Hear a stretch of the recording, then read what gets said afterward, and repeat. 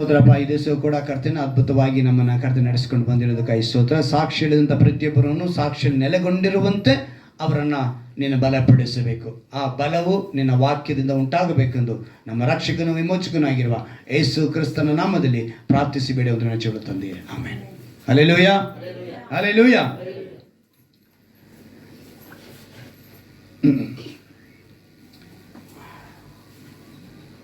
ಎಷ್ಟು ಜನ ಸಿದ್ಧತೆಯಿಂದ ಇದ್ದೀರಾ ವಾಕ್ಯ ಕೇಳೋದಕ್ಕೆ ಅಲ್ವಾ?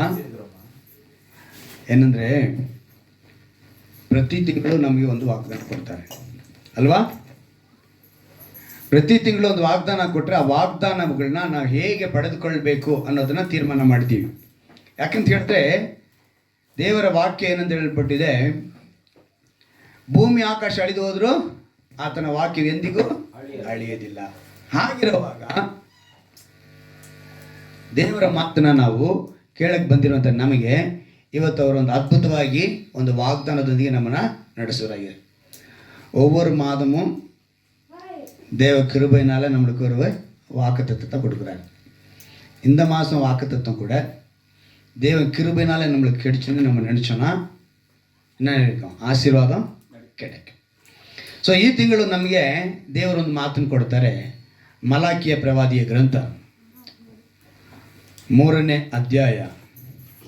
இந்த மாதம் தேவன் கொடுத்த வாக்குத்தத்தம் மலாக்கி எழுதிய தீர்க்கதரிசன புஸ்தகம் 3ாம் அதிகாரம் 17ாம் வசனம். ಮಲಾಕಿ ಪ್ರವಾದಿಯ ಗ್ರಂಥ 3ನೇ ಅಧ್ಯಾಯ 17ನೇ ವಾಕ್ಯ. ಯಾರು ಹೇಳ್ತಿರೋದು? ಸೇನಾಧೀಶ್ವರನಾದ ಯೆಹೋವನು ಇಂತೆನ್ನುತ್ತಾನೆ, ನಾನು ಕಾರ್ಯ ಸಾಧಿಸುವ ದಿನದಲ್ಲಿ ಅವರು ನನಗೆ ಸ್ವಕೀಯ ಜನರಾಗಿರುವರು. ಒಬ್ಬನು ತನ್ನನ್ನು ಸೇವಿಸುವ ಸ್ವಂತ ಮಗನನ್ನು ಕರುಣಿಸುವಂತೆ ನಾನು ಅವರನ್ನು ಕರುಣಿಸುವೆನು ಎಂಬುದೇ. Amen, hallelujah. ಎಷ್ಟೊಂದು ಅದ್ಭುತವಾದ ಮಾತಲ್ವಾ ಇದು? ಯಾಕಂತ ಹೇಳಿದ್ರೆ ಸ್ವಂತ ಮಗನನ್ನು ಕರುಣಿಸುವಂತೆ ಅವರನ್ನು ಕರುಣಿಸ್ತಾರಂತೆ. ಹೆಂಗೆ ಕರುಣಿಸ್ತಾರಂತೆ? ಸ್ವಂತ மகனன்னு. ஒரு தன்னுடைய சொந்த பிள்ளையை எப்படி நேசிக்கிறாரோ அப்படி தேவன் என்ன பண்ண போறாரு? இந்த ವಾಕ್ಯದತನ ಮೂಲಕ நம்மளை ಆಶೀರ್ವದಿக்க போறாரு. ಈ ವಾಕ್ಯದಲ್ಲಿ ನಾವು ಗಮನಿಸಬೇಕಾಗಿರೋದು ಮುಖ್ಯವಾಗಿ ಕಾರ್ಯ ಸಾಧಿಸುವ, ಏನಂತೆ? ಕಾರ್ಯ ಸಾಧಿಸುವ ದಿನದಲ್ಲಿ. ನಾನು ಆವಾಗ ಈ ವಾಕ್ಯನ ನಾನು ನೋಡುವಾಗ ಈ ಕಾರ್ಯ ಸಾಧಿಸೋ ದಿನ ಯಾವತ್ತು ಯೋಚನೆ ಮಾಡಿದೆ.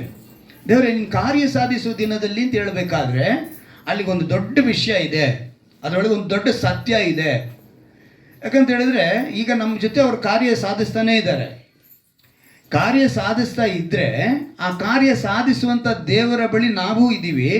ಆದರೆ ಇಲ್ಲಿ ಪ್ರತ್ಯೇಕವಾಗಿ ಒಂದು ವಿಷಯನ ಹೇಳ್ತಾರೆ, ಆ ಕಾರ್ಯ ಸಾಧಿಸೋ ದಿನ ಅಂತ ಹೇಳುವಾಗ ಅದು ಯಾವತ್ತಪ್ಪ? ಆಗ ನನ್ನ ಮೇಲ್ಗಡೆ ಇರುವಂಥ ವಾಕ್ಯನ ನಾನು ಗಮನಿಸುವಾಗ ಅಲ್ಲಿ ಒಂದು ಮಾತು ಬರೆಯಲ್ಪಟ್ಟಿದೆ ನೋಡಿ.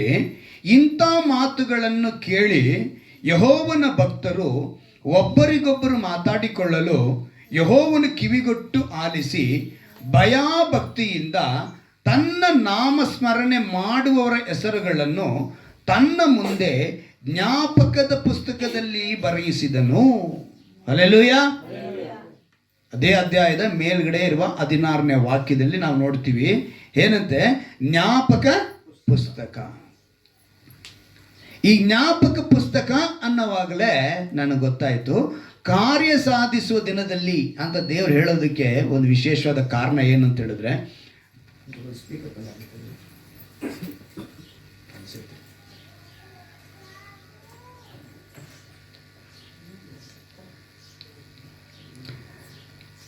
ಕಾರ್ಯ ಸಾಧಿಸುವ ದಿನ ಅಂತ ಹೇಳುವಾಗ ಯಾವ ರೀತಿ ಇರುತ್ತೆ ಅಂತೇಳಿ ಗಮನಿಸಿದೆ ನಾನು. ಅವಾಗಲೇ ಗೊತ್ತಾಗಿದ್ದು, ಯಾರು ದೇವರ ಮಾತನ್ನು ಕಿವಿಗೊಟ್ಟು ಆಲಿಸಿ ಭಯಭಕ್ತಿಯಿಂದ ನಾಮಸ್ಮರಣೆ ಮಾಡುತ್ತಾರೋ ಅವರ ಹೆಸರುಗಳನ್ನ. ಯಾರು? ಮೊದಲನೇದು ಕಿವಿಗೊಟ್ಟು ಆಲಿಸಬೇಕು, ಎರಡನೇದು ಭಯಭಕ್ತಿ, ಮೂರನೇದು ನಾಮಸ್ಮರಣೆ ಮಾಡುವವರ ಹೆಸರು ಜ್ಞಾಪಕ ಪುಸ್ತಕ. ನಾನಿವತ್ತು ಅದಕ್ಕೆ ಒಂದು ಅಂಶನ ಇಟ್ಟೆ, ಇದಕ್ಕೆ ಒಂದು ಟಾಪಿಕ್ ಇಟ್ಟೆ. ನಿತ್ಯ ಜೀವ ರಾಜ್ಯಕ್ಕೆ ಸೇರಲು ಗುರುತಿನ ಚೀಟಿ ಹೊಂದಿರುವೆಯಾ? ಯಾವ ಚೀಟಿ? ಇಂಗ್ಲಿಷ್ನಲ್ಲಿ ಏನು ಹೇಳಬೇಕು ಗುರುತಿನ ಚೀಟಿಗೆ? So do you have identity card to join the kingdom of eternal life? ಎಲ್ಲಿಗೆ? ಎಟರ್ನಲ್ ಲೈಫ್ ಅಂದರೆ ನಿತ್ಯ ಜೀವಕ್ಕೆ ನೀನು ಹೋಗೋದಕ್ಕೆ ನಿನಗೆ ಒಂದು ಚೀಟಿ ಬೇಕು. ಅದು ಐಡೆಂಟಿ ಕಾರ್ಡ್ ಅಂತೀವಲ್ಲ ಇಂಗ್ಲೀಷ್ನಲ್ಲಿ. ಕನ್ನಡದಲ್ಲಿ ಏನು ಹೇಳ್ತೀವಿ? ಗುರುತಿನ ಚೀಟಿ. ನಾವು ಕಳೆದ ವಾರದಿಂದ ಒಂದೊಂದೇ ನೋಡ್ಕೊಂಡು ಬರ್ತಾ ಇದ್ದೀವಿ. ಕಳೆದ ವಾರ ಏನು ನೋಡಿದ್ವಿ? ನಮಗೆ ನಿತ್ಯ ಜೀವಕ್ಕೆ ಹೋಗ್ಬೇಕು ಅಂತ ಹೇಳಿದ್ರೆ ನಮ್ಗೆ ಏನು ಬೇಕು ಅಂತ ಹೇಳಿದ್ವಿ? ವೋಟಿಂಗ್ ಪವರ್ ಇರಬೇಕು, ವೋಟ್ ಹಾಕೋದಕ್ಕೆ ನಾವು ಸಿದ್ಧರಾಗಬೇಕು. ಇವಾಗ ಐಡೆಂಟಿ ಕಾರ್ಡ್ ಯಾವಾಗ ಕೊಡ್ತಾರೆ? ಯೋಚನೆ ಮಾಡಿ, ಕರೆಕ್ಟಾಗಿ ಹೇಳ್ಬೇಕು. ಅದೆಲ್ಲ ಐಡೆಂಟಿ ಕಾರ್ಡ್ ಅಂತ ಹೇಳುವಾಗ ಮುಖ್ಯವಾಗಿ ನೀವು ಗಮನಿಸಬೇಕು. ಸ್ಕೂಲ್ಗೆ ಹೋದರೆ ಕೊಡ್ತಾರ ಇಲ್ವಾ? ಸ್ಕೂಲಲ್ಲಿ ಏನು ಕೊಟ್ಟರು? ಈ ಹುಡುಗ ಈ ಕ್ಲಾಸಲ್ಲಿ ಜಾಯಿನ್ ಆಗಿದ್ದಾನೆ. ಕಾಲೇಜ್ಗೆ ಹೋದ್ರು ಈ ಹುಡುಗ ಜಾಯಿನ್ ಆಗಿದ್ದಾನೆ ಅಂದರೆ ಸೇರಿದ್ದಾನೆ. ಸೇರಿದ್ದಾನೆ ಅಂತ ಹೇಳೋದಕ್ಕೆ ಏನು ಬೇಕು ನಮಗೆ? ಒಂದು ಕೆಲಸಕ್ಕೆ ಹೋಗಿರ್ತೀವಿ, ಆ ಕೆಲಸದಲ್ಲಿ ನಾವು ಸೇರಿದ್ದೀವಿ ಅಂತ ಹೇಳಿದ್ರೆ, ಯಾಕೆ ನಾವು ಒಳಗಡೆ ಹೋಗ್ಬೇಕಾದ್ರೆ, ನಾವು ಪ್ರವೇಶ ಮಾಡಬೇಕಾದ್ರೆ ನಮ್ಗೆ ಏನಿರಬೇಕು? ಪರ್ಮಿಷನ್ ಬೇಕು. ಅಂದರೆ ಏನು ಕೊಡಬೇಕು? ನಾನು ಐ ಡಿ ಕಾರ್ಡ್ನ ತೋರಿಸಿದ್ರೇ ಏನು ಮಾಡ್ತಾನೆ? ನನ್ನ ಒಳಗಡೆ. ಸೊ ನಿನ್ನ ನಿತ್ಯ ಜೀವದ ಪರಲೋಕಕ್ಕೆ ಹೋಗೋದಕ್ಕೆ ನಿನಗೇನು ಬೇಕಾಗಿದೆ? ಐ ಡಿ ಕಾರ್ಡ್ ಬೇಕಿದೆ. ಸೊ ಈಗ ಐ ಡಿ ಕಾರ್ಡ್ ಭೂಮಿ ಮೇಲೆ ನಮಗೆ ಪರಲೋಕಕ್ಕೆ ಹೋಗೋದು. ಎಲ್ಲಿ ಹೋಗೋದು ನಾವು? ಎಟರ್ನಲ್ ಲೈಫ್ ಅಂತ ಹೇಳಿದ್ರೆ ನಿತ್ಯ ಜೀವ. ಅಲ್ಲಿಗೆ ಹೋಗ್ಬೇಕು ಅಂತ ಹೇಳಿದ್ರೆ ನಮಗೆ ಭೂಮಿ ಮೇಲೆ ಏನು ಸಿಗಬೇಕು? ಐ ಡಿ ಕಾರ್ಡ್ ಸಿಗಬೇಕು. ಈಗ ಐ ಡಿ ಕಾರ್ಡ್ ಸಿಗಬೇಕು ಅಂದರೆ ದೇವರು ಹೇಳ್ತಾರೆ, ನಾನು ಕಾರ್ಯ ಸಾಧಿಸುವ ದಿನ ಯಾವತ್ತು? ನ್ಯಾಯ ತೀರ್ಪಿನ ದಿನ. ಅವತ್ತು ಅವರು ಬಂದು ನೋಡಿದಾಗ ಜ್ಞಾಪಕ ಪುಸ್ತಕ ತೆಗೆದು ನೋಡ್ತಾರೆ. ಜ್ಞಾಪಕ ಪುಸ್ತಕದಲ್ಲಿ ಯಾರ್ಯಾರ ಹೆಸರು ಬರೆಯಲ್ಪಟ್ಟಿದೆಯೋ ಅವರಿಗೆ ಏನು ಸಿಗ್ತೈತೆ? ಐ ಡಿ ಕಾರ್ಡ್ ಸಿಗ್ತೈತೆ.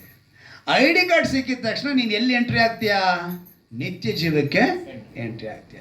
ಈಗ ಜ್ಞಾಪಕ ಪುಸ್ತಕದಲ್ಲಿ ನಿನ್ನ ಹೆಸರು ಬರೀಬೇಕು ಅಂತ ಹೇಳಿದ್ರೆ ಅಲ್ಲಿ 3 ವಿಷಯನ ಬರೆದು ತೋರಿಸಿದ್ದಾರೆ. ಏನಂತೆ? ಕಿವಿಗೊಟ್ಟು ಆಲಿಸ್ಬೇಕು. ಮೊದಲನೇದು, ದೇವರ ವಾಕ್ಯನ ಏನು ಮಾಡ್ಬೇಕು? ನಾವು ಕಿವಿಗೊಟ್ಟು ಆಲಿಸ್ಬೇಕು. ಎರಡನೇದಾಗಿ ದೇವರು ಏನು ಹೇಳ್ತಾರೆ ಅಂತ ಹೇಳಿದ್ರೆ ಭಯಭಕ್ತಿ. ಮೂರನೇದಾಗಿ ಅವ್ರು ಹೇಳ್ತಾರೆ ನಾಮಸ್ಮರಣೆ. ಭಯಭಕ್ತಿ, ನಾಮಸ್ಮರಣೆ ಅಂದರೆ ದೇವರ ಕುರಿತು ನಿನಗೇನಿರಬೇಕು? ಧ್ಯಾನ ಮಾಡಬೇಕು. ನೀನು ದೇವರೊಬ್ಬನಿದ್ದಾನೆ, ದೇವರು ನನ್ನ ನೋಡ್ತಾ ಇದ್ದಾನೆ, ಗಮನಿಸ್ತಾ ಇದ್ದಾನೆ, ಆತನ ದೃಷ್ಟಿ ನನ್ನ ಮೇಲಿದೆ ಅಂತ ನಿನಗೇನಿರಬೇಕು? ನೆನಪಿರಬೇಕು, ಭಯಭಕ್ತಿ ಇರಬೇಕು. ಈ 3 ವಿಷಯ. ಅದಕ್ಕೆ ಅವ್ರು ಹೇಳ್ತಾರೆ, ಯಾರು ಅಂದರೆ ಒಬ್ರಿಗೊಬ್ರು ಮಾತಾಡ್ಕೊಳ್ತಾ ಇದ್ದಾರಂತೆ, ಕಿವಿಗೊಟ್ಟು ದೇವರು ಕೇಳಿ ಆಲಿಸಿ ಭಯಭಕ್ತಿಯಿಂದ ನನ್ನ ನಾಮಸ್ಮರಣೆ ಮಾಡುವರ ಹೆಸರುಗಳನ್ನು ತನ್ನ ಮುಂದೆ. ಈ ಜ್ಞಾಪಕ ಪುಸ್ತಕ ಎಲ್ಲಿರುತ್ತೆ ಗೊತ್ತಾ? ಅವರ ಮುಂದೆ ಇರುತ್ತೆ. ಅವರು ಮುಂದೆ ಇರುವ ಪುಸ್ತಕದಲ್ಲಿ, ಆ ಜ್ಞಾಪಕ ಪುಸ್ತಕದಲ್ಲಿ ಬರೆಸಿದನು. ಆಗ ಸೇನಾಧೀಶ್ವರನಾದ ಯೆಹೋವನು ಹೇಳ್ತಿದ್ದಾನೆ, ನಾನು ಕಾರ್ಯ ಸಾಧಿಸೋ ದಿನ ಅಂದರೆ ಆ ನ್ಯಾಯ ತೀರ್ಪಿನ ಕಾಲದಲ್ಲಿ ನಾನು ಬಂದು ಜಡ್ಜ್ಮೆಂಟ್ ಮಾಡೋವಾಗ ಬಂದಾಗ ಯಾರು ಪ್ರವೇಶ ಮಾಡ್ತಾರೋ ಅವ್ರನ್ನೆಲ್ಲ ಒಳಗೆ ಬಿಡ್ತೀನಿ. ನಾನು ಅವಾಗ ಹೇಳ್ದೆ, ದೇವರೇ ನೀನು ಕಾರ್ಯ ಸಾಧಿಸಬೇಕು ಅಂತ ಹೇಳ್ತೀಯ, ಕಿವಿಗೊಟ್ಟು ಆಲಿಸಬೇಕು ಅಂತ ಹೇಳ್ತೀಯ, ಭಯ ಭಕ್ತಿಯಿಂದ ಇರಬೇಕು ಅಂತ ಹೇಳ್ತೀಯ, ನಾಮಸ್ಮರಣೆ ಮಾಡಬೇಕು ಅಂತ ಹೇಳ್ತೀಯ. ಹೇಗೆ ಮಾಡಬೇಕು ಅಂತ ನನಗೊಂದು ಸ್ವಲ್ಪ ಒಂದು ವಿಧ ತೋರಿಸ್ಕೊಡು ಅಂದೆ. ಆಗ ಅವ್ರು ಮಾತು ಹೇಳಿದ್ರು, 11 ತಿಂಗಳು ನಾನು ನಿನಗೆ ಕೊಟ್ಟಿದ್ದಂಥ ಮಾತುಗಳನ್ನೆಲ್ಲ ಏನು ಮಾಡಿದ್ರಿ? 11 ತಿಂಗಳು ನಮಗೊಂದು ವಾಗ್ದಾನ ಕೊಟ್ಕೊಂಬಂದರು ಅಲ್ವಾ? ಈ ವರ್ಷದ ಮೊದಲನೇ ತಿಂಗಳು 24ನೇ ವರ್ಷದಲ್ಲಿ ಮೊದಲನೇ ತಿಂಗಳು, ಯೆಹೋವನು ಹೀಗೆ ನುಡಿಯುತ್ತಾನೆ, ಆಹಾ ನನ್ನ ವಿರೋಧಿಗಳನ್ನು ಅಡಗಿಸಿ ಶಾಂತನಾಗುವೆನು. ಯಾರನ್ನು ನೋಡಿ ಹೇಳಿದ್ರು? ವಿರೋಧಿಗಳನ್ನ ಅಡಗಿಸಿ ಶಾಂತನಾಗುವೆನು, ನನ್ನ ಶತ್ರುಗಳಿಗೆ ಮುಗಿ ತೀರಿಸುವೆನು, ನಾನು ಸಂಕಲ್ಪಿಸಿದ್ದೇ ನೆರವೇರುವುದು, ಉದ್ದೇಶಿಸಿದ್ದೇ ನಿಲ್ಲುವುದು ಖಂಡಿತ. ಯೆಹೋವನು ಅವನನ್ನು ಕೈ ಹಿಡಿದು ಉದ್ಧಾರ ಮಾಡುವನು ಅಂತ ಹೇಳಿದ್ನಲ್ಲ ನಿನಗೆ. ನಾನು ಸಭೆಗೆ ಹೇಳಿದ್ನಲ್ಲ, ನಾನು ಹೇಳಿದ ಮೇಲೆ ನೀನು ಅದ್ರ ಮೇಲೆ ಗಮನ ಇಟ್ಟಿಲ್ಲ ಅಂದರೆ ನಾನೇನು ಮಾಡಲಿ? ಪ್ರಶ್ನೆ ದೇವರದು. ದೇವರು ಹೇಳಿದ, ಹೌದು ದೇವರೇ ನೀವು ಕೊಟ್ರಿ, ಅದ್ರ ಪ್ರಕಾರ ನಾವು ನಡ್ಕೊಂಡು ಬರ್ತಾ ಇದ್ದೀವಿ. ಸೊ ಎರಡನೇದಾಗಿ ಏನು ಹೇಳ್ತೀರಾ ಅಂತ ಹೇಳುವಾಗ ಅವ್ರು ಹೇಳ್ತಾರೆ, ನಿನ್ನನ್ನು ಕೈ ಬಿಡುವುದಿಲ್ಲ, ತೊರೆಯುವುದಿಲ್ಲ, ಸ್ಥಿರಚಿತ್ತನಾಗಿರು, ಧೈರ್ಯದಿಂದಿರು. ಯೆಹೋಶುವನೊಂದಿಗಿದ್ದೆ ಅಂದರೆ ಮೋಶೆಗೆ ಹೇಳ್ತಾರೆ, ಮೋಶೆಯೊಂದಿಗಿದ್ದಂಥ ದೇವರು ಯೆಹೋಶುವನಿಗೆ ಹೇಳ್ತಾರೆ, ನಾನು ಮೋಶೆಯೊಂದಿಗಿದ್ದಂತೆ ನಿನ್ನೊಂದಿಗೆ ಇರ್ತೀನಿ ಅಂತ ಹೇಳಿದ್ರು. ಅವಾಗ ಕೈ ಬಿಡೋದಿಲ್ಲ ಅಂತ ಹೇಳಿದ್ರು. ನೆಕ್ಸ್ಟು ನಾವು ಅದನ್ನು ಹಂಗೆ ಧ್ಯಾನ ಮಾಡ್ಕೊಂಡು ಬರುವಾಗ ನಾನು ನಿಮ್ಮನ್ನು ಅನಾಥರನಾಗಿ ಬಿಡುವುದಿಲ್ಲ. ನಾನು ಹೋಗಿ ಏನು ಮಾಡ್ತಾ ಇದ್ದೀನಿ, ಗುಡಾರಗಳನ್ನ ಸಿದ್ಧ ಮಾಡ್ತಾ ಇದ್ದೀನಿ, ನೀನು ನಿಮ್ಮನ್ನು ಬಂದು ನಾನು ಕರ್ಕೊಂಡು ಹೋಗ್ತೀನಿ ಅಂತೇಳಿ ಮಾತು ಕೊಟ್ಟು ಹೋಗುದು. ಈಗ ಅವ್ರು ಬರ್ತಾರೆ, ನ್ಯಾಯಾಧಿಪತಿಯಾಗಿ ಬರ್ತಾರೆ, ಬಂದು ಅಲ್ಲಿ ಮನೆ ಕಟ್ಟಿದ್ದಾರೆ ನಮಗೆ, ಎಲ್ಲಿ ನಮಗೋಸ್ಕರ ಒಂದು ಮನೆ ಪರಲೋಕದಲ್ಲಿ ಕಟ್ಟಿದ್ದಾರೆ. ಆ ಮನೆಗೆ ನಾವು ಹೋಗ್ಬೇಕು ಅಂತ ಹೇಳಿದ್ರೆ ದೇವ್ರೇನು ಹೇಳ್ತಿದ್ದಾರೆ, ID ಕಾರ್ಡ್ ತೊಗೊಂಬರ್ಬೇಕು. ಸರ್ಕಾರ ಮನೆ ಕೊಡುತ್ತೆ ಅಂತ ಹೇಳಿದ್ರೆ ಏನು ಮಾಡ್ತೀವಿ ನಾವು, ಹೋಗ್ತೀವಲ್ವ. ಸಿಂಗಾಪುರ ಲೇಔಟ್ನಲ್ಲಿ ನಾವು ಒಂದು ಕಾಲದಲ್ಲಿ ಏನು ಮಾಡಿದ್ವಿ ಅಂತ ಹೇಳಿದ್ರೆ, ಇದೇ ಥರ ಫ್ರೀ ಸೈಟ್ ಕೊಡ್ತಾರೆ ಅಂಥೇಳಿ ದಡ ಬುಡ ಅಂತ ಹೋಗಿ ಒಂದು ರಾತ್ರಿ ಒಂದು ಟೆಂಟ್ ಹಾಕ್ಬಿಟ್ವಿ ಒಂದು ಗುಡ್ಡದ ಮೇಲೆ. ಸಿಂಗಾಪುರ ಲೇಔಟ್ ಅಂತ ಹೇಳಿದ್ರೆ ಇದು ಮಲೇಷ್ಯಾ ಸಿಂಗಾಪುರ ಅಲ್ಲ, ಯಲಹಂಕ ಹತ್ರ ಇರೋ ಸಿಂಗಾಪುರ, ಯೋಚನೆ ಮಾಡ್ಕೊಳ್ಳಿ. ಆಮೇಲೆ ನಾನೆಲ್ಲೋ ಸಿಂಗಾಪುರದೊಳಗೆ ಟೆಂಟ್ ಹಾಕಿದೆ ಅಂತ ಅನ್ಕೋಬೇಡಿ, ಆ ಸಿಂಗಾಪುರ ಮಲೇಷ್ಯಾ ಅಲ್ಲ. ನಾನು ಹೋಗಿದ್ದೆಲ್ಲಿ ಇಲ್ಲೇ ಯಲಹಂಕ ಪಕ್ಕದಲ್ಲಿ MS ಪಾಳ್ಯ ಆ ಕಡೆ ಆದಲ್ಲಿ ಸಿಂಗಾಪುರ ಅಂತ ಒಂದು ಊರಿದೆ. ಆ ಊರಲ್ಲಿ ಗುಡ್ಡ ಅಂತ ಇದೆ, ಇದೇ ಥರ ಗುಡ್ಡ ಇದೆ. ಗುಡ್ಡದ ಮೇಲೆ ಫ್ರೀ ಸೈಟ್ ಹಾಕ್ಕೋಬೋದು ಅಂತ ಹೇಳಿದ ತಕ್ಷಣ ಓಡೋಗಿ ಟೆಂಟ್ ಹಾಕೊಂಬಿಟ್ಟೆ. ನಾನು ನಮ್ಮ ತಮ್ಮಂದ್ರೆ ಎಲ್ಲರೂ ಹಾಕಿದ್ವಿ ಅಂತ ಇಟ್ಕೊಳ್ಳಿ, ಬಂದರೂ ನೋಡಿ ಮಾರನೇ ದಿವಸಕ್ಕೆ ಆಮೇಲೆ ಅದು ನಮ್ಗೆ ಸಿಗಲೂ ಇಲ್ಲ, ಏನೂ ಇಲ್ಲ. ಕಾರಣ ಏನು, ನಾವು ಅದಕ್ಕೆ ಅರ್ಹರು ಆಗಲಿಲ್ಲ.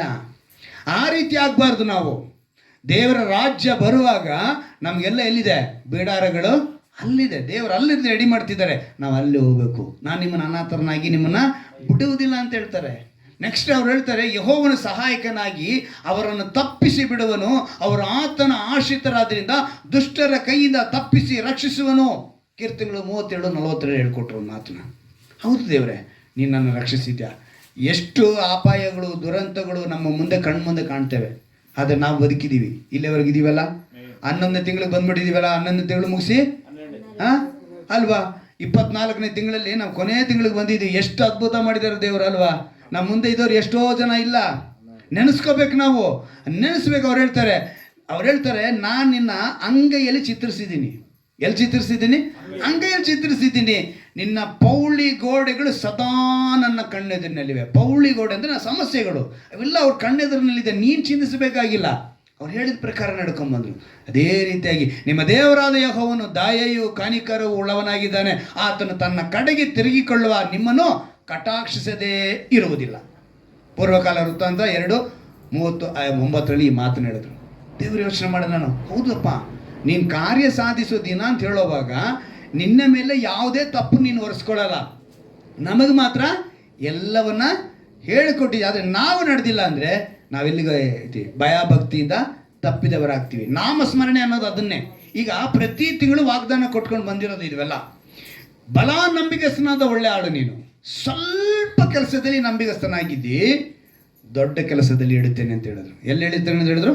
ದೊಡ್ಡ ಕೆಲಸದಲ್ಲಿ. ಸ್ವಲ್ಪ ಅವ್ರು ಕೊಟ್ಟಿರೋದು ಸ್ವಲ್ಪನಾಗಿದ್ರೆ ನಿನ್ನ ದಣಿಯ ಸೌಭಾಗ್ಯದಲ್ಲಿ ಸೇರು ಅಂದನು. ದಣಿಯ ಸೌಭಾಗ್ಯ ಯಾವುದು? ನಿತ್ಯ ಜೀವ. ಆತ ನಮ್ಮ ದಣಿಯಾಗಿದ್ದಾನೆ, ಆತನಲ್ಲಿ ನಾವು ತಪ್ಪಿಸಿಕೊಂಡದನ್ನು ಹುಡುಕುವೆನು, ಓಡಿಸಿದ್ದನ್ನು ಮಂದೆಗೆ ಸೇರಿಸುವೆನು, ದುರ್ಬಲವಾದದನ್ನು ಬಲಗೊಳಿಸುವೆನು. ಮತ್ತೆ ಹೇಳ್ತಿದ್ದಾರೆ ದೇವರು, ತಪ್ಪಿಸ್ಕೊಂಡು ಹೋಗಿದ್ರಿ, ನನ್ನಿಂದ ದೂರ ಹೋದ್ರಿ. ಯಾಕೆ ನನ್ನಿಂದ ದೂರ ಹೋದ್ರಿ? ಇವ್ರ ಮಾತು ಕೇಳಿಕೊಂಡು ಏನೋ ಒಂದು ಕಹಿ ಮಾಡಿಕೊಂಡು ದೇವ್ರನ್ನ ಬಿಟ್ಟು ದೂರ ಹೋದ್ರಿ. ಆದರೂ ಬಿಡಲಿಲ್ಲ. ಏನು ಮಾಡಿದ್ರು? ಮತ್ತೆ ಮಂದಿಗೆ ಸೇರಿಸ್ಕೊಂಡ್ರು. ದುರ್ಬಲವಾಗಿದ್ವಿ, ನಮ್ಮನ್ನೇನು ಮಾಡಿದ್ರು? ಬಲಗೊಳಿಸಿದ್ರು. ಮುರಿತವಾಗಿ ಜಜ್ಜಿ ಹೋಗಿತ್ತು, ಮನಸ್ಸೆಲ್ಲ ಕೊರಗೋಗಿತ್ತು, ಆದರೂ ಕೂಡ ಏನು ಮಾಡಿದ್ರು? ನಾನು ನಿಮ್ಮನ್ನು ಸೇರಿಸ್ಕೊಂಡೆ. ಬಾಗಿಲಲ್ಲಿ ನಿಂತು ತಟ್ತಾ ಇದ್ದೀನಿ. ಎಲ್ಲಿ ನಿಂತು ತಟ್ತಾ ಇದ್ದೀನಿ? ಬಾಗಿಲಲ್ಲಿ ನಿಂತು ತಟ್ತಾ ಇದ್ದೀನಿ. ನನ್ನ ಶಬ್ದವನ್ನು ಕೇಳಿ ನೀವು ತೆಗೆದ್ರೆ ಸಾಕು, ನಾನು ಜೊತೆ ಇರ್ತೀನಪ್ಪ. ಇಷ್ಟು ಅದ್ಭುತವಾದ ಮಾತುಗಳಲ್ವಾ? ಈ ಮಾತುಗಳನ್ನೆಲ್ಲ ಹೇಳ್ಕೊಂಬಂದು, ನಾನಾದರೂ ಅವಳಿಗೆ ಜೀವವನ್ನು ಕೊಡುವನಾಗಿದ್ದೇನೆ, ಅವು ಇರಬೇಕಂತಲೂ ಅದು ಸಮೃದ್ಧಿ ಆಗಿರಬೇಕಂತಲೂ ಬಂದೇನೋ ಅಂದ್ರು. ಹೆಂಗಂತೆ?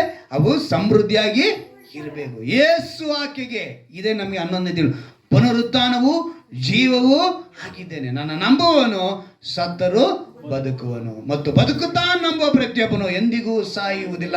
ಸಾಕೆಲ್ಲೇನಪ್ಪ, 11 ತಿಂಗಳು ನಾನು ನಿಮಗೆ ವಾಗ್ದಾನಗಳನ್ನು ಇಲ್ಲಿಯವರೆಗೂ, ಈ ವಯಸ್ಸಿನವರೆಗೂ ನನ್ನನ್ನು ವಾಗ್ದಾನ ಕೊಟ್ಟು ನಡೆಸಿದ್ದಾರೆ. ಇವಾಗ ನೀವು ನೆನೆಸ್ಕೊಳ್ಬೇಕು, ಈ ವಯಸ್ಸಿನವರೆಗೂ ನಿಮ್ಗೆ ಇವಾಗ ಎಷ್ಟೆಷ್ಟು ವಯಸ್ಸಿದೆಯೋ ಈ ವಯಸ್ಸಿನವರೆಗೂ ದೇವರು ನಿಮ್ಮನ್ನು ನಡೆಸ್ಕೊಂಡು ಬಂದಿದ್ದಾರೆ. ಎಷ್ಟೋ ಕಾರ್ಯಗಳು. ಆದರೆ ಅದನ್ನು ನೆನೆಸಿ ಆತನ ಕಾರ್ಯ ಸಾಧಿಸುವಾಗ, ಅದಕ್ಕೇ ಯಾವಾಗ ಏನು ನಡೀತದೆ ಅಂತ ಯೋಚನೆ ಮಾಡಿದಿರಾ, ನೀವು ವಾಗ್ದಾನಗಳನ್ನ ಹಿಡಿದು ಪ್ರಾರ್ಥನೆ ಮಾಡ್ಕೊಂಡು ಬನ್ನಿ. ಖಂಡಿತವಾಗಿ ಏನು ಮಾಡ್ತಾರೆ? ತಂದೆಯ ದೇವರು ಒಂದು ಮಾತನ್ನು ಹೇಳ್ತಾರೆ, ಯಾವ ವಿಷಯನ ನೀವು ನಾಮಸ್ಮರಣೆ ಮಾಡ್ಕೋಬೇಕು ಅನ್ನೋಂತ ಹೇಳುವಾಗ, ಈಗ ನಾವಿಷ್ಟು ವಾಕ್ಯಗಳು ಕೊಟ್ಟಿದ್ದಾರಲ್ಲ, ಈ ವಾಕ್ಯಗಳು ಕೊಟ್ಟಂಥ ದೇವ್ರನ್ನ ಹೇಗೆ ನಾಮಸ್ಮರಣೆ ಮಾಡೋದು, ಅವ್ರನ್ನ ಹೇಗೆ ತಿಳ್ಕೊಳ್ಳೋದು ಅಂತೇಳಿ ಅವ್ರು ಬಯಸ್ತಾರೆ ಅಂದರೆ, ಧರ್ಮೋಪದೇಶ ಕಾಂಡ 6ನೇ ಅಧ್ಯಾಯ 6ನೇ ವಾಕ್ಯ, ಉಪಾಗಮಂ 6ಆம் அதிகாரம் 6ஆம் வசனம்.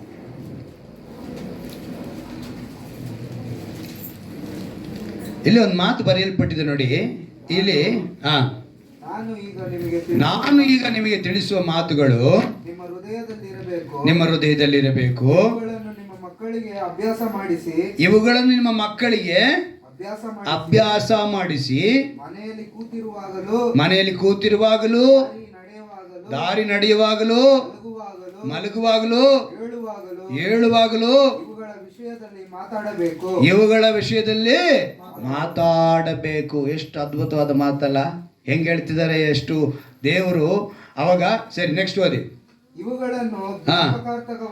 ಇವುಗಳನ್ನು ಜ್ಞಾಪಕಾರ್ಥವಾಗಿ ಕೈಗೆ ಕಟ್ಟಿಕೊಳ್ಳಬೇಕು. ಇವು ಹಣೆಗೆ ಕಟ್ಟಿಕೊಳ್ಳುವ ಜ್ಞಾಪಕದ ಪಟ್ಟಿಯಂತೆ ಇರಬೇಕು. ನಿಮ್ಮ ಮನೆ ಬಾಗಿಲಿನ ನಿಲುವು ಪಟ್ಟಿಗಳಲ್ಲಿಯೂ ತಲೆ ಬಾಗಿಲುಗಳ ಮೇಲೆಯೂ ಇವುಗಳನ್ನ ಬರೆಯಬೇಕು. ಇವತ್ತು ಅನ್ಯರು ಹೊಸಲಿಗೆ ಇಡೋದು ಎಲ್ಲಿಂದ ಬಂತು? ಇವೆಲ್ಲ ಇದೆಲ್ಲ ನಮಗೆ ದೇವರು ಕೊಟ್ಟಂಥ ಮಾತುಗಳು. ಈ ಮಾತುಗಳು ಏನಂತ ಹೇಳಲ್ಪಟ್ಟಿದೆ? ಜ್ಞಾಪಕಾರ್ಥವಾಗಿ ಕೈಗೆ ಕಟ್ಟಿಕೋಬೇಕು. ದಾರ ಕಟ್ಕೊಳ್ತಾರೆ. ಇವತ್ತು ಅನ್ಯರು ಏನು ಕಟ್ಕೊತಾರೆ? ದಾರ ಕಟ್ಕೊಳ್ತಾರೆ. ನಾನು ಅನೇಕ ಸಲ ನಿಮಗೆ ವಾಕ್ಯಗಳನ್ನು ಕೊಟ್ಟಿದ್ದೀನಿ. ಕೆಂಪು ದಾರ, ಕಪ್ಪು ದಾರ, ಇದೆಲ್ಲ ಹಳೆ ಒಡಂಬಡಿಕೆಯಲ್ಲಿ ಇದ್ದಂಥ ಒಂದು ಪದ್ಧತಿಗಳು, ಆಚಾರಗಳು. ಯೇಸು ಹೊಸ ಒಡಂಬಡಿಕೆ ಕಾಲಕ್ಕೆ ಬಂದ ಮೇಲೆ ಅವುಗಳ ಅವಶ್ಯಕತೆ ಇಲ್ಲ ಅಂತ ಹೇಳಿದ್ರು. ಯಾಕಂತ ಹೇಳಿದ್ರೆ ಅವರಿಗೂ ನಮಗೊಂದು ವ್ಯತ್ಯಾಸ ಇರಲಿ. ಯಾಕೆಂದರೆ ಅವ್ರು ಏನು ಮಾಡಿದ್ರು? ನಮ್ಮ ಹತ್ರ ಇದ್ದಿದ್ದನ್ನೆಲ್ಲ ಕಾಪಿ ಮಾಡಿಬಿಟ್ರು. ನಾನು ಮತ್ತೆ ಹೇಳಿದೆ, ಶತ್ರು ಒಬ್ಬ ಕಾಪಿ ಚಟ್ ಕಳ್ಳ. ಅವನು ಯಾರವನು? ಕಳ್ಳ. ಅವನು ನಮ್ಮ ಹತ್ರ ಇರೋದನ್ನ ಕದ್ಬಿಟ್ಟು ಅವ್ರಿಗೆ ಕೊಟ್ಟು ಅವ್ರೇನು ಮಾಡ್ತಿದ್ದಾರೆ? ಇವತ್ತು ಅದನ್ನು ಮಾಡ್ತಾ ಇದ್ದಾರೆ. ಒಂದು ಹಬ್ಬ ಬಂತು ಅಂದರೆ ಒಂದು ದಾರ ಕಟ್ತಾರೆ. ಅರಿಶಿನ ದಾರ, ಕೆಂಪು ದಾರ, ಕಂಪು ದಾರ, ಇವೆಲ್ಲವೂ ಕೂಡ ಅವ್ರು ಕಟ್ಕೊಂಡ್ಬರೋ ರೂಢಿ ಎಲ್ಲಿಂದ ಬಂತು ಅಂತ ಹೇಳಿದ್ರೆ ಸತ್ಯವೇದದಲ್ಲಿ. ಇದನ್ನು ಅವನು ಕಾಪಿ ಮಾಡಿ ಒಂದೊಂದು ಹಬ್ಬಕ್ಕೆ ಒಂದೊಂದು ಥರ ಗಡ್ಡ. ಧನುರ್ಮಾಸಕ್ಕೆ ಒಂದ್ಸಲ ಕಟ್ತಾನೆ, ಮಾಲೆ ಹಾಕಿದಾಗ ಒಂಥರ ಕಟ್ಟಿಸ್ತಾನೆ. ಅವರು ಇದಕ್ಕೆ ಒಪ್ಪಿಸಿಕೊಟ್ಟಾಗ, ಗುರುಕುಲಗಳಿಗೆ ಒಪ್ಪಿಸಿಕೊಟ್ಟಾಗ ಅದಕ್ಕೊಂಥರ ಮಾಲೆ ಹಾಕಿಸ್ತಾನೆ. ಇವೆಲ್ಲವೂ ಕೂಡ ಇಲ್ಲಿದ್ದಂಥ ಪದ್ಧತಿಗಳು. ದೇವರು ಅದಕ್ಕೆ ಹೇಳಿದ್ರು, ನೀವು ಹೇಗೆ ಹಳೆ ಒಡಂಬಡಿಕೆ ಕಾಲದಲ್ಲಿ ಇದನ್ನು ಮಾಡಬೇಕು ಅಂತ ಹೇಳಿದ್ರೆ ಅದಕ್ಕೆ ಮೇಲಾಗಿ 4ನೇ ವಾಕ್ಯ 5ನೇ ವಾಕ್ಯದಲ್ಲಿ ಹೇಳ್ತಾರೆ, ಇಸ್ರಾಯೇಲರೇ ಕೇಳಿರಿ, ನಮ್ಮ ದೇವರಾದ ಯೆಹೋವನು ಒಬ್ಬನೇ ದೇವರು. ನೀವು ನಿಮ್ಮ ದೇವರಾದ ಯೆಹೋವನನ್ನು ಪೂರ್ಣ ಹೃದಯದಿಂದಲೂ ಪೂರ್ಣ ಪ್ರಾಣದಿಂದಲೂ ಪೂರ್ಣ ಶಕ್ತಿಯಿಂದಲೂ ಪ್ರೀತಿಸಬೇಕು. ಇದೇ ನಾವು ಮಾಡ್ಬೇಕಾದ್ರೆ ನಾಮಸ್ಮರಣೆ. ಪೂರ್ಣ ಮನಸ್ಸು ಬಂದ್ಬಿಡಬೇಕು. ನೀವು ಪೂರ್ಣ ಮನಸ್ಸಿನಿಂದ ಅವ್ರನ್ನ ಪ್ರೀತಿ ಮಾಡಿದ್ರೆ ಖಂಡಿತವಾಗ್ಲೂ ದೇವರು ನಮ್ಮನ್ನು ಏನು ಮಾಡ್ತಾರೆ? ಅವರ ಕಾರ್ಯ ಸಾಧಿಸುವ ದಿನದಲ್ಲಿ ಸ್ವಂತ ಮಗನನ್ನು ಕರುಣಿಸುವಂತೆ ಕರುಣಿಸ್ತಾರೆ. ಯಾವಾಗ ಹೇಗೆ ಅಂತೆ? ಸ್ವಂತ ಮಗನನ್ನು ಕರುಣಿಸಿದ. ಯಾರ್ಯಾರು ತಮ್ಮನ್ನು ಪ್ರತ್ಯೇಕವಾಗಿ ದೇವರಿಗೆ ಸಮರ್ಪಿಸಿಕೊಂಡವರಾಗಿ ಭಯಭಕ್ತಿಯಿಂದ ನಾಮಸ್ಮರಣೆ ಮಾಡಬೇಕು. ಮೊದಲನೇದು ನಾವೇನು ಮಾಡಬೇಕು? ದೇವರಿಗೆ ಸಮರ್ಪಿಸಿಕೊಳ್ಬೇಕು. ಹಾಗೆ ನಾವು ಸಮರ್ಪಿಸಿಕೊಂಡವ್ರ ಮೇಲೆ ಭಯಭಕ್ತಿಯಿಂದ ದೇವ್ರನ್ನ ನಾಮಸ್ಮರಣೆ ಮಾಡಿದವರ ಹೆಸರುಗಳು ಎಲ್ಲಿ ಬರೆಯಲ್ಪಡುತ್ತೆ ಅಂತ ಹೇಳಿದ್ರೆ ಜ್ಞಾಪಕ ಪುಸ್ತಕದಲ್ಲಿ ಬರೆದ ತಕ್ಷಣ ಒಂದು ಚೀಟಿ, ID ಕಾರ್ಡ್ ನಮ್ಗೇನು ಬರುತ್ತೆ? ಕೊಡಲ್ಪಡುತ್ತೆ. ಪ್ರಕಟಣೆ ಗ್ರಂಥದಲ್ಲಿ ಹೇಳಿದಂತೆ, ಅವತ್ತು ನಾನು ಕಳೆದ ವಾರ ನಿಮ್ಗೆ ಹೇಳಿದೆ, ಅವನವನ ನಡತೆಯ ಪ್ರಕಾರ ಕೊಡತಕ್ಕ ಪ್ರತಿಫಲವು ನನ್ನ ಕೈಯಲ್ಲಿ ಅದೇ ಅಂತ ಹೇಳಿದ್ರು. ಈಗ ನಮ್ಗೆ ಏನೇನು ಕೊಡಬೇಕೋ ಅವ್ರ ಕೈಯಲ್ಲಿ ಅದೇ. ಅವ್ರೇನು ಮಾಡ್ತಾರೆ? ಪ್ರತಿಯೊಬ್ಬ ಕ್ರಿಯೆಗಳು, ಆ ಕ್ರಿಯೆ ನೋಡ್ತಾರೆ. ಓ, ಇವತ್ತು ಮೋಸಸ, ಇವತ್ತು ನಾರಾಯಣ, ಸರಿ, ಇವರು ಏನು ಮಾಡಿದ್ದಾರೆ ನೋಡ್ತಾರೆ. ಅದ್ರ ಪ್ರಕಾರ ಏನು ಮಾಡ್ತಾರೆ? ಅವ್ರಿಗೆ ID ಕಾರ್ಡ್ನ ಕೊಡ್ತಾರೆ. ಈಗ ಏನಕ್ಕೆ ID ಕಾರ್ಡಲ್ಲಿ ಇನ್ನೊಂದು ಮುಖ್ಯವಾದ ಒಂದು ಮಾತು ಬರೆಯಲ್ಪಟ್ಟಿರುತ್ತೆ. ಏನೇನು ಬರೆಯಲ್ಪಟ್ಟಿರುತ್ತೆ? ID ಕಾರ್ಡ್ ಕೊಡ್ತಾರೆ, ಅದರಲ್ಲಿ ಮೊದಲನೇದಾಗಿ ನಮ್ಮ ಹೆಸರು ಬರೀತಾರೆ ಅಲ್ವಾ? ಎರಡನೇದಾಗಿ ಡೆಸಿಗ್ನೇಷನ್. ಹೆಂಗೆ ಬರೀತಾರೆ? ನಮ್ಮ ಉದ್ಯೋಗ ಏನಿದೆ. ಸೊ ಈಗ ಅರ್ಥ ನಾವು ಮಾಡ್ಕೋಬೇಕು. ಪರಲೋಕ ರಾಜ್ಯಕ್ಕೆ ನಾವು ಹೋಗಬೇಕು ಅಂತ ಹೇಳಿದ್ರೆ ನೀನು ಎಷ್ಟರವರೆಗೆ ದೇವರೊಂದಿಗೆ ಇದೆಯಾ, ಪರಿಶುದ್ಧನಾಗಿ ನೀನು ಬದುಕ್ತಾ ಇದೆಯಾ, ನಿನ್ನ ನಾನು ಯಾವ ಸ್ಥಾನದಲ್ಲಿ, ಯಾಕಂದರೆ ಅವರ ಜೊತೆ ನಾವು ಇರಬೇಕು, ವಾಸ ಮಾಡಬೇಕು. ನಮಗೆ ದೇವರ ID ಕಾರ್ಡ್ ಕೊಟ್ಟು ನಮ್ಮನ್ನು ನಿತ್ಯ ಜೀವಕ್ಕೆ ಇವನು ಅರ್ಹನೋ, ಪರಲೋಕ ರಾಜ್ಯಕ್ಕೆ ಇವನು ಅರ್ಹನೋ ಅಂಥೇಳಿ ನಮ್ಮನ್ನು ಕರ್ಕೊಳ್ತಾರೆ. ಅದಕ್ಕೆ ಅವರು ನನ್ನ ನಾಮ ಸ್ಮರಣೆ ಮಾಡುವವರನ್ನು ಜ್ಞಾಪಕ ಪುಸ್ತಕದಲ್ಲಿ ಬರೆಸಿ ಸ್ವಂತ ಮಗನನ್ನು ಕರುಣಿಸುವಂತೆ ನಾನು ಆ ಕರುಣಿಸೋದಕ್ಕೆ ಇನ್ನೊಂದು ಮುಖ್ಯವಾದ ಒಂದು ವಿಶೇಷವಾದ ಅಂಶ ಏನು ಅಂತ ಹೇಳಿದ್ರೆ, ಪ್ರಕಟಣೆ ಪುಸ್ತಕದಲ್ಲಿ, ಪ್ರಕಟಣೆಯ ಗ್ರಂಥ 3ನೇ ಅಧ್ಯಾಯ, வெளிப்படுத்தின சுவிசேஷம் 3ஆம் அதிகாரம் 4-5 வசனம். ಪ್ರಕಟಣೆಯ ಗ್ರಂಥ 3ನೇ ಅಧ್ಯಾಯ 4ನೇ ವಾಕ್ಯ. ಆದರೂ ತಮ್ಮ ವಸ್ತ್ರಗಳನ್ನು ಮೈಲಿಗೆ ಮಾಡಿಕೊಳ್ಳದಿರುವ ಸ್ವಲ್ಪ ಜನರು ಸಾರ್ದಿಸಿನೊಳಗೆ ನಿನ್ನಲ್ಲಿದ್ದಾರೆ. ಅವರು ಯೋಗ್ಯರಾಗಿರುವುದರಿಂದ ಶುಭ್ರ ವಸ್ತ್ರಗಳನ್ನು ಧರಿಸಿಕೊಂಡು ನನ್ನ ಜೊತೆಯಲ್ಲಿ ನಡೆಯುವರು. ಇಲ್ಲಿ ಯಾರು ಜೊತೆಯಲ್ಲಿ ನಡೀತಾರೆ ಅಂತ ಹೇಳಿದ್ರೆ, ಶುಭ್ರ ವಸ್ತ್ರಗಳನ್ನು ಧರಿಸಿಕೊಂಡವರು ನಡೀತಾರಂತೆ. ಇವ್ರನ್ನ ಯಾವಾಗ ಹೇಳ್ತಿದ್ದಾರೆ ಅಂದರೆ, ಸಾರ್ದಿಸ್ನಲ್ಲಿರುವಂಥ ಸಭೆಗೆ ಹೇಳ್ತಿರುವಂಥ ಒಂದು ಮಾತು. ಇವತ್ತು ಸೂಲಿಬೆಲೆಯಲ್ಲಿರುವಂಥ ನಮಗೂ ಅದೇ ಮಾತು ಹೇಳ್ತಿದ್ದಾರೆ. ಯಾರು ಯೋಗ್ಯರಾಗಿ ಶುಭ್ರ ವಸ್ತ್ರಗಳನ್ನು, ಶುಭ್ರ ವಸ್ತ್ರ ಅಂತ ಹೇಳುವಾಗ ಪ್ರವಾದಿ ಯೆಶಾಯ ಹೇಳ್ತಾನೆ, ರಕ್ಷಣೆ ಎಂಬ ವಸ್ತ್ರ ಅಂತ ಹೇಳ್ತಾನೆ. ಏನಂತೆ? ಯಾರಿಗೆ ರಕ್ಷಣೆ ಸಿಗುತ್ತೆ ಅಂತ ಹೇಳಿದ್ರೆ, ತಮ್ಮ ಪಾಪಗಳನ್ನ ಅರಿಕೆ ಮಾಡಿ ಯೇಸು ಕ್ರಿಸ್ತನ ಒಬ್ಬನೇ ದೇವರು ಅಂತೇಳಿ ಯಾರು ಅಂಗೀಕರಿಸ್ತಾರೋ ಅವರಿಗೆ ಮಾತ್ರ ರಕ್ಷಣೆ ಎಂಬ ವಸ್ತ್ರ ಧರಿಸಲ್ಪಡುತ್ತೆ. ಆ ರಕ್ಷಣೆ ಎಂಬ ವಸ್ತ್ರವೇ ಶುಭ್ರ ವಸ್ತ್ರ. ಯಾರು ಶುಭ್ರ ವಸ್ತ್ರ ಧರಿಸ್ತಾರೋ, ನೆಕ್ಸ್ಟ್ ಬರೆಯಲ್ಪಟ್ಟಿದೆ ನೋಡಿ, ಜಯಶಾಲಿಗೆ ಹೀಗೆ ಶುಭ ವಸ್ತ್ರಗಳನ್ನು ಒದಿಸುವರು, ಜೀವಬಾಧ್ಯರ ಪಟ್ಟಿಯಿಂದ ಅವನ ಹೆಸರನ್ನು ನಾನು ಅಳಿಸಿ ಬಿಡದೆ ಅವನು ನನ್ನವನೆಂದು ನನ್ನ ತಂದೆಯ ಮುಂದೆಯೂ ಆತನ ದೂತರ ಮುಂದೆಯೂ ಒಪ್ಪುವೆನು. ಜ್ಞಾಪಕ ಪುಸ್ತಕದಲ್ಲಿ ಬರೆಸಿ ಅಲ್ಲೇನು ಮಾಡ್ತಾರೆ, ಇವನು ನನ್ನವನು ಅಂತೇಳಿ ದೇವರು ಹೇಳ್ತಾರೆ. ಅಲ್ಲಿಗೆ ನೀನು ನಾನು ತಿಳ್ಕೋಬೇಕಾಗಿರೋದು, ಆ ಭಯಭಕ್ತಿಯಿಂದ ಆತನ ನಾಮಸ್ಮರಣೆ ಮಾಡಬೇಕು. ನಾಮಸ್ಮರಣೆ ಪೂರ್ಣ ಹೃದಯ, ಪೂರ್ಣ ಶಕ್ತಿ, ಪೂರ್ಣ ಬುದ್ಧಿ. ಇದನ್ನು ನಾವು ನಮ್ಮ ಮಕ್ಕಳಿಗೆ ಜ್ಞಾಪಕವಾಗಿ ಅವ್ರನ್ನ ಅಭ್ಯಾಸ ಮಾಡಿಸ್ಬೇಕು. ನಮ್ಮ ಮಕ್ಕಳಿಗೆ ಏನು ಮಾಡಿಸ್ಬೇಕು? ಅದನ್ನು ಅಭ್ಯಾಸ ಮಾಡಿಸ್ಬೇಕು. ಅಭ್ಯಾಸ ಮಾಡಿದಾಗ ನಾವೇನು ಮಾಡ್ತೀವಿ, ಜ್ಞಾಪಕ ಪುಸ್ತಕದಲ್ಲಿ ನಮ್ಮ ಹೆಸರುಗಳು ಬರೆಯಲ್ಪಡುತ್ತೆ. ನಮ್ಮ ಹೆಸರುಗಳನ್ನು ಬರೆಯಲ್ಪಟ್ಟಾಗ ಒಂದು ವಿಷಯನ ದೇವರು ಹೇಳ್ತಾರೆ, ರಕ್ಷಣೆ ವಸ್ತ್ರ ಬೇಕು ಅಂತ ಹೇಳುವಾಗ ಮುಖ್ಯವಾದದ್ದು ನಮ್ಮಲ್ಲಿ ಕೆಲವು ಸ್ವಭಾವಗಳಿರಬಾರ್ದು. ಏನಿರಬಾರ್ದು? ಸ್ವಭಾವಗಳು. ಆ ಸ್ವಭಾವ ಯಾವುದು ಅಂತ ಹೇಳಿದ್ರೆ, ಪ್ರವಾದಿ ಯೆಹೆಜ್ಕೇಲನ ಗ್ರಂಥ 18ನೇ ಅಧ್ಯಾಯನ ತೆಗೆದುಕೊಳ್ಳುವಾಗ, எசேக்கியேல் 18ஆம் அதிகாரத்தில் 30-31 வசனத்தில் நாம் பார்க்கும்போது, என்ன ಹೇಳ್ತಾನೆ? ಈಗ ಇಸ್ರಾಯೇಲ್ ವಂಶದವರೇ, ನೋಡಿದ್ರ, ನಿಮ್ಮ ನಡತೆಗೆ ತಕ್ಕ ಹಾಗೆ ನಾನು ನಿಮಗೆ ತೀರ್ಪು ಮಾಡುವೆನು.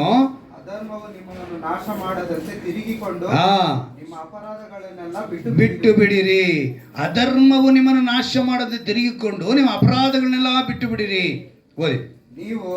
ನೀವು ಮಾಡುತ್ತಾ ಬಂದಿರುವ ಅಪರಾಧಗಳನ್ನೆಲ್ಲ ನಿಮ್ಮಿಂದ ತೊಲಗಿಸಿ ಬಿಟ್ಟು ನಿಮ್ಮ ಹೃದಯವನ್ನು ಸ್ವಭಾವವನ್ನು ನೂತನ ಮಾಡಿಕೊಳ್ಳಿರಿ. ಇಲ್ಲಿದೆ ನೋಡಿ, ನಾವೇನ್ ಮಾಡ್ಕೋಬೇಕು? ನಮ್ಮನ್ನ ನೂತನ ಪಡಿಸ್ಕೊಳ್ಬೇಕು. ಅವ್ರು ಹೇಳ್ತಾರೆ, ಮಾಡುತ್ತಾ ಬಂದಿರುವ ಅಪರಾಧಗಳನ್ನೆಲ್ಲ, ಏನೇನು ಅಪರಾಧ ಮಾಡಿದಿರೋ ಅದನ್ನೆಲ್ಲ ಏನು ಮಾಡಬೇಕು? ಬಿಟ್ಟು ಬಿಡಬೇಕು. ನಿಮ್ಮ ಹೃದಯವನ್ನು, ಸ್ವಭಾವವನ್ನು ನೂತನ ಮಾಡಿಕೊಳ್ಳಿರಿ. ಹೃದಯವನ್ನು, ಸ್ವಭಾವ ಸಪ್ರೇಟ್ ಮಾಡ್ತಿದ್ದಾರೆ ನೋಡಿ. ಅಲ್ಲಿಗೆ ಸ್ವಭಾವಕ್ಕೂ ಹೃದಯಕ್ಕೂ ವ್ಯತ್ಯಾಸ ಇದೆ. ಯೋಚನೆ ಮಾಡಬೇಕು ನಾವು. ಯಾಕಂತ ಹೇಳಿದ್ರೆ, ಇವತ್ತು ಕೆಲವರು ಹೇಳ್ತಾರೆ, ಇಲ್ಲಿ ಬಂದಿದ್ದೆ ಏನಂತೆ ಇಲ್ಲಿ ಬರುತ್ತೆ ಅಂತಾರೆ. ಹಾಗಿಲ್ಲ. ದೇವರು ಪೂರ್ಣ ಹೃದಯ, ಪೂರ್ಣ ಮನಸ್ಸು ಅಂತ ಏನಕ್ಕೆ ಬರೆಸಿದ್ರು? ನಾವು ಎರಡರಲ್ಲಿ, ಅಂದರೆ ಈ ಪೂರ್ಣ ಹೃದಯ ಅನ್ನುವಾಗ, ಪೂರ್ಣ ಮನಸ್ಸು ಅನ್ನುವಾಗ ಶಾರೀರಿಕವಾದದ್ದು, ಆತ್ಮಿಕವಾದದ್ದು ಎರಡೂ ಇದೆ. ಎರಡೂ ದೇವ್ರಿಗೆ ಬೇಕು. ಎರಡನ್ನೂ ದೇವ್ರ ಹೊತ್ತಿಗೆ ನೀನು ನೂತನ ಸ್ವಭಾವನ ಧರಿಸಿಕೊಂಡು, ಅವ್ರು ಹೇಳ್ತಾರೆ, ನೂತನ ಮಾಡಿಕೊಳ್ಳಿರಿ. ಇಸ್ರಾಯೇಲ್ ವಂಶದರೇ, ನೀವು ಸಾಯಲೇಕೆ? ಸಾಯುವರ ಸಾವಿನಲ್ಲಿ ನನಗೆ ಸಂತೋಷವಿಲ್ಲ. ತಿರುಗಿಕೊಂಡು ಬಾಳಿರಿ. ಏನು ಮಾಡ್ಬೇಕು? ನೀವು ತಿರುಗಿಕೊಂಡು ಮಾಡಬೇಕು. ದೇವರು ಇಷ್ಟಪಡೋದು ಅಷ್ಟೇ. ದೇವರು ನಮ್ಮನ್ನು ಆ ರೀತಿ ಕರ್ಕೊಂಡು ಬಂದಿದ್ದಾರೆ. ಅವರ ಮೇಲೆ ನಮಗೆ ಪ್ರೀತಿ ಇಟ್ಟಿದ್ರೆ ಸಾಕು, ಅವ್ರನ್ನ ಪೂರ್ಣ ಹೃದಯ ನಾವು ಪ್ರೀತಿ ಮಾಡಿದ್ರೆ ಸಾಕು. ನಮಗೇನು ಮಾಡ್ತಾರೆ? ಅವರ ಒಂದು ಕಾರ್ಯ ಸಾಧಿಸುವ ದಿನದಲ್ಲಿ ಜ್ಞಾಪಕ ಪುಸ್ತಕದಲ್ಲಿ ಬರೆಸಿ ಒಂದು ID ಕಾರ್ಡ್ ಕೊಟ್ಟು ನಮ್ಮನ್ನು ಒಳಗೆ ಕರ್ಕೊಂಡು ಹೋಗ್ತಾರೆ. 1 ಪೇತ್ರನ ಬರೆದ ಪತ್ರಿಕೆ 1ನೇ ಅಧ್ಯಾಯದಲ್ಲಿ ಒಂದು ಕೊನೆಯ ವಾಕ್ಯವನ್ನು ನೋಡಿ ನಾವು ಪ್ರಾರ್ಥನೆಗೆ ಹೋಗೋಣ. 1ನೇ ಅಧ್ಯಾಯ 17ನೇ ವಾಕ್ಯವನ್ನು ನೋಡಿ. 1 ಪೇತ್ರ 1ನೇ ಅಧ್ಯಾಯ 17ನೇ ವಾಕ್ಯ. 1 ಪೇತ್ರ 1ನೇ ಅಧಿಕಾರಂ 17ನೇ ವಚನ.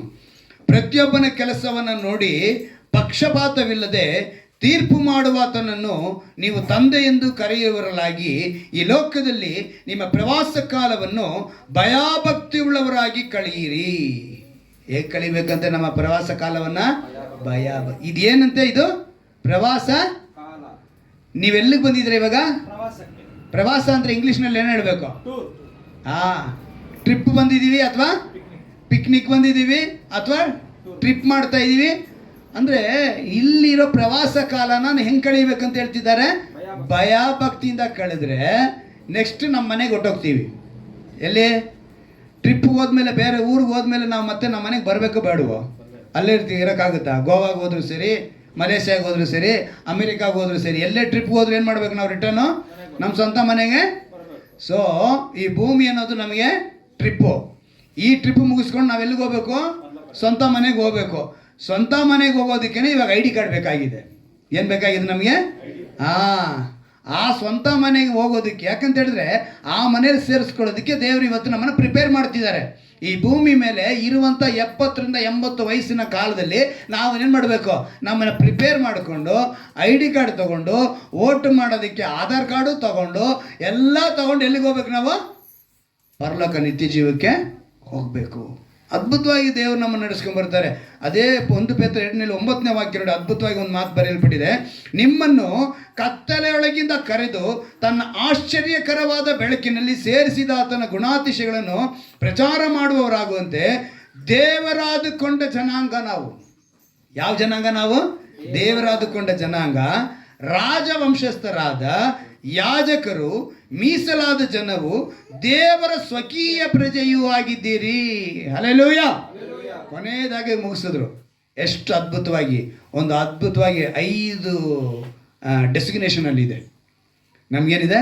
5 ವಿಧವಾದ ಒಂದು ನೇಮಕಾತಿ ಅಂತ ಹೇಳ್ಬೋದು. ಆ ನೇಮಕಾತಿ ಮಾಡಿ ನಮ್ಮನ್ನು ಒಳಕರ. ಮೊದಲನೇದಾಗಿ ಹೇಳ್ತಾರೆ ಇವನು ದೇವರಾದುಕೊಂಡ ಜನಾಂಗ. ಎರಡನೇದಾಗಿ ಹೇಳ್ತಾರೆ ಇವರು ರಾಜವಂಶತ್ರಯ, ಸಾಮಾನ್ಯವಾದ ವ್ಯಕ್ತಿಗಳಲ್ಲ, ನಾವೆಲ್ಲ ಯಾರಾಗಿದ್ದೀವಿ? ಆ ದೇವರ ರಾಜಾದಿರಾಜನ ವಂಶಸ್ಥರಾಗಿದ್ದೀವಿ. ಮೂರನೇದಾಗಿ ಹೇಳ್ತಾರೆ ಯಾಜಕರು, ನಾವೆಲ್ಲ ಆತನಿಗೆ ಯಾಜಕರಾಗಿದ್ದೀವಿ. ಮೀಸಲಾದ ಜನವು, ನಾವು ಯಾರಾಗಿದ್ದೀವಿ? ಮೀಸಲಾದ ಜನವು, ದೇವರ ಸ್ವಕೀಯ ಪ್ರಜೆಯು, ನಾವು ಆತರ ಸ್ವಂತ ಜನಗಳಾಗಿದ್ದೀವಿ. ದೇವರೇನು ಮಾಡ್ತಾರೆ? ಆತನ ಕಾರ್ಯ ಸಾಧಿಸುವ ದಿನದಲ್ಲಿ ನಮಗೇನು ಮಾಡ್ತಾರೆ? ಅವರು ಅದ್ಭುತವಾಗಿ ಜ್ಞಾಪಕ ಪುಸ್ತಕದಲ್ಲಿ ಬರೆಸಿ ಸ್ವಂತ ಮಗನನ್ನು ಕರುಣಿಸುವಂತೆ. ಸ್ವಂತ ಮಗ ಅಂತ ಹೇಳಿದ್ರೆ ನೆನಪು ತಗೊಳ್ಳಿ, ತಂದೆಯಾದ ದೇವರು ಎಷ್ಟು ಪ್ರೀತಿ ಇಟ್ಟು ಒಬ್ಬನೇ ಕುಮಾರನನ್ನು ಏನು ಮಾಡಿದ್ರು?